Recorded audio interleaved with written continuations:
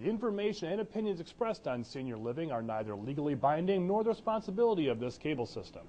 The following program is made possible by a generous donation from the Veterans Assistance Association.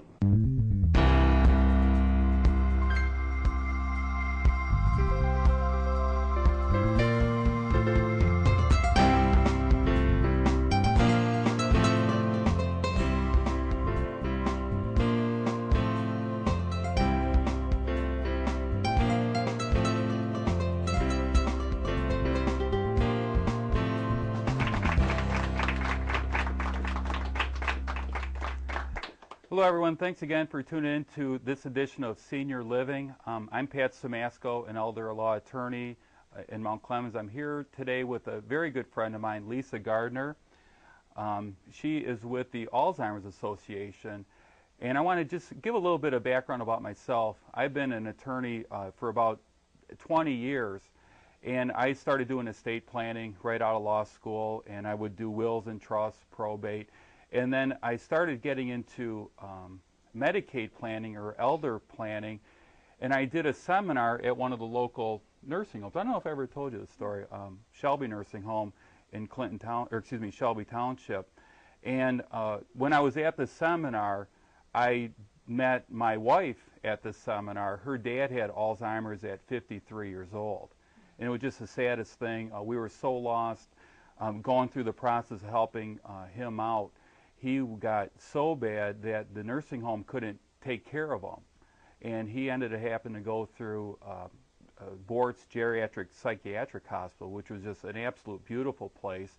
But with the early stage dementia patients, they have a tendency of being violent and being very aggressive, and as a result, they're placed in a facility that has little ladies that are very frail and men that are very frail, and if you just blow on them the wrong way, they're going to fall over and break their hip.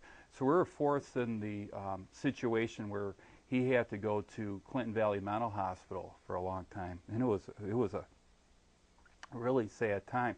We were completely lost. We had no idea where to go, where to turn to, and we realized that there is no place for people with dementia, with Alzheimer's, that has an aggressive nature to it. So at that point, I dedicated myself to get into Medicaid planning and estate planning, and I got on the board of directors of the Alzheimer's Association. And through the advocacy of that organization, which is an absolute wonderful organization, I next became the vice president of the Alzheimer's Association, and doing a lot of their legal speaking and talking to families like yourselves at different seminars and trying to pass on enough information so they can get help for their own loved ones. And I met Lisa Gardner, and she is just a wonderful, wonderful person. And a lot of time the family members just don't know where to turn to get help. Mom has dementia, dad has dementia, we don't know what to do. And the Alzheimer's Association is just a wonderful resource tool, and not many people know about it. So Lisa, thank you very much for coming over here today. No, you're very welcome. Could you just explain a little bit to the audience what you do at the Alzheimer's Association? Sure. I am one of two family services program coordinators there. So what I do is I work a lot with our early stage support group program, which is a support group program that's designed for people who are in the early stages of memory loss. So they know, they're aware of their diagnosis, they know what's going on, and they're dealing with the struggles and challenges of getting this early diagnosis. So I work a lot with them and their caregivers. I also help to supervise. We have a 24-hour helpline that people can call. It's toll-free.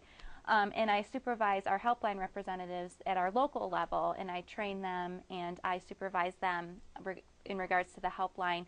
Then I also work closely with our Medical Alert Plus Safe Return program, which is an identification system for people with memory loss that wander or may get lost. And so I work a lot with promoting that, and I also do trainings to the community on safety and also law enforcement. We do trainings for law enforcement. So whenever I talk to my families, it's really hard to explain to families that if you haven't lived it. Have you ever had any Alzheimer's in your family?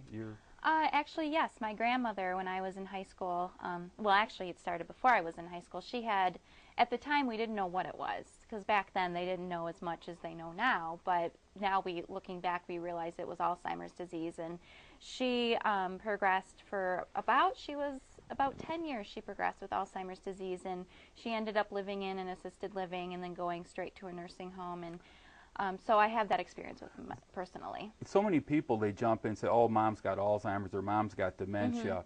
For me, the difference between that really isn't much. Dementia is confusion. There's a lot of different reasons that you can have dementia, and Alzheimer's is one of the reasons. Right. What is the first thing that the family member should do when they start suspecting that their parents may be getting some type of dementia? Well, the first thing I always suggest for family members to do is, if you are noticing that your loved one is having some of these signs, always contact the doctor, and I always encourage people to contact a specialist, someone who specializes in memory loss.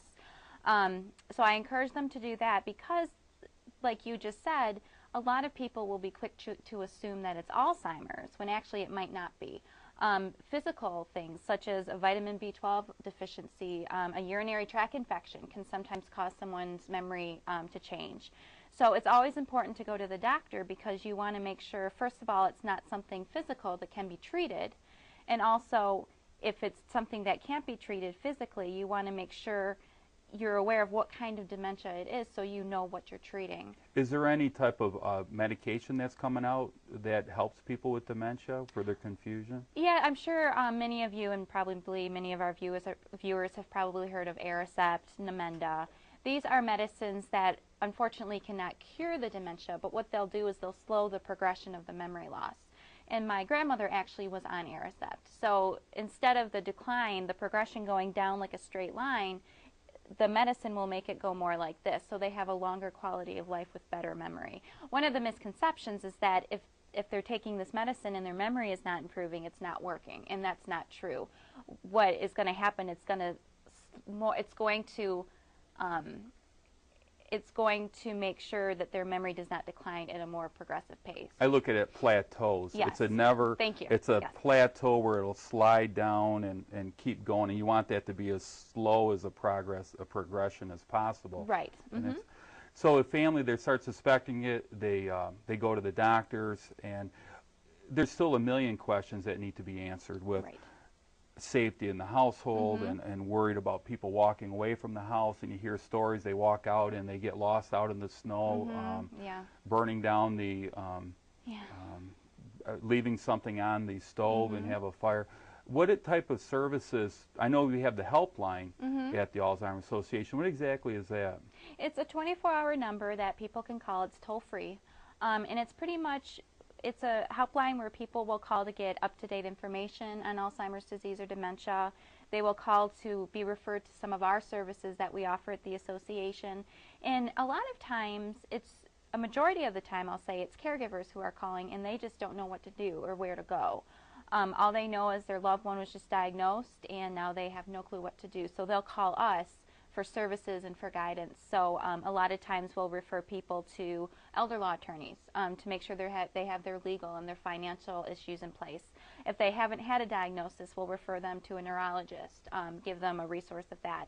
People call our helpline for day centers, in-home respite, support groups, a number of things. So our helpline representatives are trained to kind of assess their needs and figure out what services they might benefit from. Wonderful. Do you ever get out into the community and do support groups, or explain what a support group is? A support group is just a venue where the majority of our support groups are for caregivers, people who are caring for somebody with memory loss. But we also have early stage support groups. So we have groups for people who have just been diagnosed. We're starting a younger onset support group in the fall. And this is just a group where people can go, and it's just an environment where they can talk to other people who are dealing with, maybe some of the same situations that they're dealing with as a caregiver. And I also tell people that it's a great educational experience because, who better to teach you about the experience unless somebody's walking the walk. And so I always tell people it's a great way to learn, as well as you never know what you can contribute to a support group. So it's just a place where people can come and talk about it. Tricks of the trade. What do we do to get mom to do this? She's non-compliant. What do we do if dad wants to he wants to keep going home all the time? We had a real funny story that Dad was in the nursing home, and he was getting really aggressive at nighttime, and he was getting really agitated at nighttime. And the nursing home suggested that they hire a private pay caretaker to watch him through the night, which is just astronomically expensive. And someone at the support group said, why don't you try the KISS method? I said, what's the KISS method? You put a big bowl of Hershey Kisses on his nightstand, which says, take one. So all of the people that work in the nursing home, they know there's candy there, so they're walking in taking candy all night. So by the end of the morning, the candy bowl is empty, but through the night there's these people that were coming in sort of watching over Dad. I said, wow, that is a great idea. Pretty creative. So I'll if have you to don't pass that one on. Yeah, if you don't have someone that can give you that idea, say, hey, might as well try it. So getting from the family members that have already lived this and have went through it is just a great opportunity that you can pass on your information to them and they can get back. One of the biggest areas that I see all the time in my office is the last thing anybody wants to do is put Mom and Dad in the nursing home. So Mom is just doing everything in her power, just take care of Dad. And she needs a break. She just absolutely needs a break. So the Alzheimer's, they have different benefits or services. One is respite care and also their daycare, which that's something that very, very few people know that that's even out there.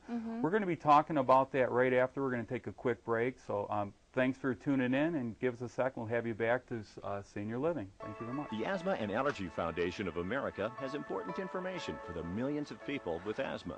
You may not know there are two main causes of asthma symptoms: airway constriction you feel and inflammation you may not feel. Learn how to better manage your asthma by treating both main causes of asthma symptoms. Treating both causes can help prevent symptoms before they even start. And preventing symptoms could mean a smoother ride. For more information, go to asthma.com. Hi, I'm actor Jerry Mathers of Leave It to Beaver. Things have changed a lot since the days of black and white TV, but good values and doing the right thing never go out of style. That's why I'm working with the Partnership for Prescription Assistance to help people get the medicines they need. If you are uninsured and struggling, call our toll-free number or visit our website to see if you qualify. It's a free service, a free phone call, and in many cases your medicines could be free too. Remember, help could be just a phone call away.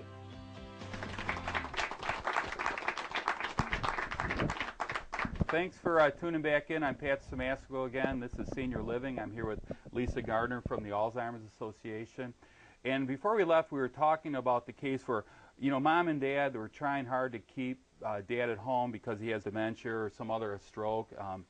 And Mom just keeps getting worn down and worn down and worn down. And the caretaker at home is the one that you really have to watch out for in these circumstances. A lot of time the family member doesn't even know what's going on. They're oblivious to it because of their dementia. So you really have to watch out and make sure that the caretaker is given a break. So what type of services does the Alzheimer's have for those type of family members? Well, we have a few. How much time do we got? We have a day program. We actually have two. We have one in Detroit and we have one in Southfield. And it's just a place where caregivers can bring their loved one for the day, half a day, couple hours. And they have socialization for people with memory loss. And they have staff in the centers which are trained to deal with dementia. So we offer that. We also offer a program which is called the Wraparound Program. Before you get off that, Yes. with your daycare, where is it at in logistically? Where are they at in the cities? The one in Detroit is located on Lothrop Street. I want to say it's near like the Fisher Theater, the Fisher Building. Okay. And then the one in Southfield is located at our office, which is right at Civic Center Drive and Central Park Boulevard. In Southfield. Yes, And Southfield. That's where my Southfield office is. It's a beautiful, beautiful facility. So you charge on like a daily rate or a half-day Well, rate? actually, we were kind of, for the one in Southfield, which is called the Sacqua Day program, we charge on a sliding scale fee. So whatever the family can pay is what we're going to take. And then in Detroit, which is called the Comstock Day program, it's free. Actually, it's funded by a grant thanks to wonderful people who donate their money. So there is no fee for the Detroit Day program. Wonderful. So if take Dad during the day and leave him there, and then and we had a case at the office that a husband and wife, and the dad was getting dementia, and he was taken to a daycare center in St. Clair Shores that was offered through the county. And he would come home, and to his wife, he'd start bragging up that he's got a new girlfriend at the daycare center. And she goes, "Thank God, thank God." So it's a wonderful opportunity that the dad gets socialization out into the environment. It's better for him, but it's also better for the family member at home. Yeah, I always call it a win-win situation. Absolutely. Hopefully. So what was the other benefit then that you were saying? Oh, I was just mentioning our wraparound program. This is actually a care consultation program. This is a program that's also funded by a grant, and it's for the Tri-County area. So it's for Wayne, Oakland, and Macomb County. But this is a program that will the goal of the wraparound program is to prevent premature placement into a nursing home. Studies have shown that when you place somebody prematurely into a nursing home, their quality of life goes down more rapidly. So what the goal of this program is they go into the home, they work with a family team, whoever that might be, and they try to come up with a care plan and resources for the person with memory loss living in the home and their care partner, and they work with a collaborative team of resources that does that together for them. Wonderful. Is that all done at the offices, or do they come out to your house? For the wraparound program, they can come out to your house and actually visit there. We do have some that come to the office, but they also will go out to the house. We do have other care counselors who don't do wraparound. They do just general care consultations, and it's in the office that they do that. Okay. Before or during the break, we had a question that was asked that when family members that are home, they want to keep dad home, but a lot of time that may not be the best environment for him. With the Alzheimer's Association, they had a big push a couple years ago, and their motto was, use it or lose it. If you're not out stimulating yourself, you're going to start losing your cognitive abilities, or it's going to go a lot faster. So we had a question from an audience member about any services that they may recommend, the Alzheimer's Association may recommend for families like that. My question was, do you recommend, I know you had mentioned waiting too long or going to a nursing home, but there's a lot of other options. I understand, and people might want to check their local communities, but to go into an environment where it's an assisted living environment for somebody who might be a wandering risk, do you recommend, communities like that for people to check into so that they retain that opportunity to socialize? They are stimulated with exercise classes and maybe art classes, and they can still live a really high quality of life even though they have that short-term memory loss or long-term memory loss? Definitely. The majority of calls that we get, it seems there's been a culture change where they want to keep their loved one in the home for as long as possible. But as Pat just said, usually it will get to a point where you can't care for that person anymore. So even though we don't endorse one over the other, we have a lot of people who will call saying, I can't take care of mom or dad anymore.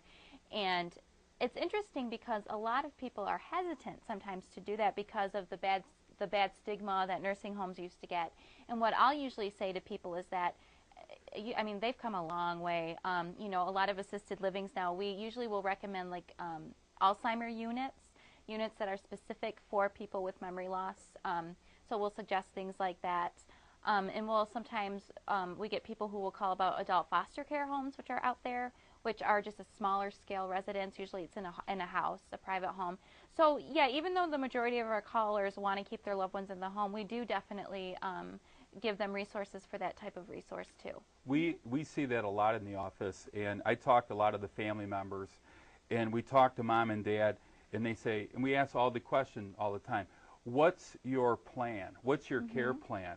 And their care plan is, I'm never going to the nursing home. And so that's a good goal. What's the plan that you can implement to keep mom or dad from going into the nursing home?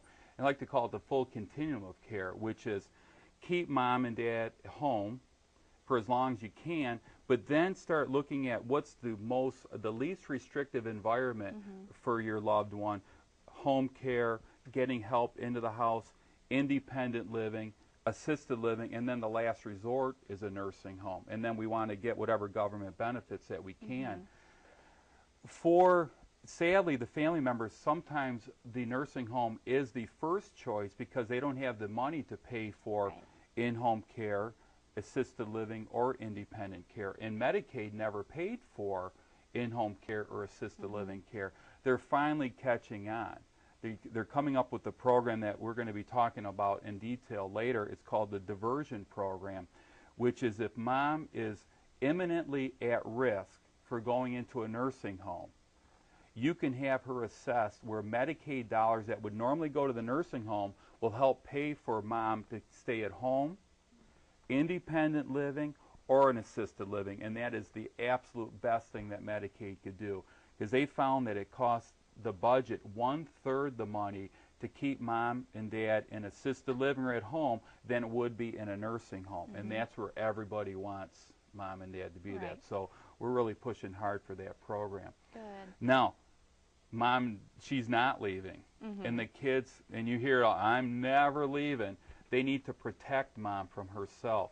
What type of programs are out there for the family to make sure that we can keep mom in a safe house? Well, there's, of course, the wraparound program that I just talked about that can go to the home. So that would be one that I would highly recommend for them. We do have something called the Medical Alert Plus Safe Return program, which is a program that's designed for people with memory loss who wander. It's an identification system pretty much. So how that works is a caregiver would enroll their loved one in this program. There's an enrollment fee, and I believe the enrollment fee is $49.95 plus shipping and handling. And it asks a variety of questions. It asks for their height, their weight, birthmarks, physical features. It will ask for picture, medications, a whole slew of things. And what happens is when a caregiver mails this in, a profile is created for this person with memory loss. Once this profile is created, they get a piece of jewelry in return that you can choose from. And on the front of it, it's got the Medical Alert Plus Safe Return logo. And on the back of it, it has the 24-hour crisis line, which is different from our helpline. It's not the same number. It has their ID number, which is allocated when they get the profile created. And then it can say either their name or it can say, I have a memory loss disorder. So let's say, I've had 2 different situations happen. Let's say you're caring for mom, you're looking around, you can't find her, she's gone. First thing is, of course, we encourage you to call 911. What you would do is call Medical Alert. Medical Alert would automatically send the information about your loved one to the local police department, and that would get the search started right away. And then we would be contacted at the association, and we would just kind of be a contact for the family. So we've had that, and then we also have situations where a caregiver gets a phone call from Medical Alert saying somebody just found your mom on Telegraph Road. Are you able to come get her? When they had no clue. I had an incident happen a couple summers ago where a daughter got a call and they said they found her mom, and she said, no, it's not my mom because my mom's in the family room watching TV. And she went out there and the front door was open and her mom was gone. Right. So in that situation, and actually Medical Alert has saved lives. There was a situation not long ago where somebody went missing and their police report was accidentally closed. And he was found, he made it all the way from, he made it about 30 miles. And they were able to look at his bracelet, call Medical Alert, and they were able to say, oh, he's been missing for about 3 days. Let me call the family member, and he was returned home. Yep. Wonderful. Now, do they have a GPS system as well? They do. It's called Comfort Zone. And what that is there's 2 different types of items that they have right now. One is something, it looks like a pager almost, and the person with memory loss carries that with them at all times. And that's the catch. The person with memory loss has to know to carry that with them. But a loved one can go online if they're enrolled in the program, and they can see where their loved one is at all times. And it also allows you to set what's called a safe zone. So let's say you don't want mom going more than a mile from the house. They can set a safe zone, and if they leave that safe zone, the caregiver will get an alert, either through email, text messaging, cell phone call, whatever the plan it is that you want, that says your loved one's out of the safe zone, and they can go online anywhere in the United States, find them, and direct them back home. So they have that, and they also have a vehicle tracker that you can put in the car for people with memory loss that will wander. Okay. And we've had that's something pretty beneficial to have. Yeah. We also have we saw family members that their family are always going over to check up on mom and dad, and they have to drive 5 miles just to make sure mom's okay, she's okay. They have a video system where they can install a camera, and then you have streaming video to your computer that you can just click on to make sure mom's okay. They have different motion sensors that if mom falls down the stairs or she's going for the stairs, moms love going to the basement to do the laundry. Even though they're 100 years old, they still, so there's a way that you can make sure that if she's going there, you can make sure she's okay. There's ways you can also monitor if they're taking their medicines. Yeah, pill reminders. Pill reminders and monitoring for medicines. It's amazing what they have nowadays. So it allows the family to keep mom at home longer, but still gives her some independence and gives the family members a peace of mind that mom's going to be safe at home. Wonderful program. How is Alzheimer's Association funded? We're funded through, pretty much we're funded through fundraising. We have 4 annual fundraisers every year, plus some. In fact, if anyone likes to walk, we're having our annual memory walk, which is going to take place on August 28th at the Detroit Zoo. Anyone can come and make a team. You can sign up online or just come the day of. So, and Memory Walk pretty much funds a majority of what we do. How is the funding lately with the budget crises and the... Well, luckily we have a lot of giving people. As Pat just mentioned, 100% of our government funding was cut this year. Wow. So we have people who are donating money. We do have grants that help fund our association. We also have a lady that works specifically with major gifts for people that want to donate large amounts of money. We also have things like that. For example, the day program in Detroit is funded by a donor who is donating money for it. So mainly we're just funded by the giving of the community, funding that way. Speaking of that, there's going to be some new laws changing that comes to charitable giving. Right now, the federal exemption that you can pass away, right now you can pass away with unlimited amount of money going to your family members. We expect that by the end of the year that's going to change to $1 million, that you can pass away and have $1 million going down to your family members tax-free. By using charitable giving, you can save an enormous amount of money in estate taxes and still making sure that charities like yourself are protected so that they have the money to continue with these wonderful services. So what's the telephone number for the Alzheimer's Association? The 24-hour Harry L. Nelson helpline is 1-800-272-3900. Then we also have our website, which is www.alz.org/GMC.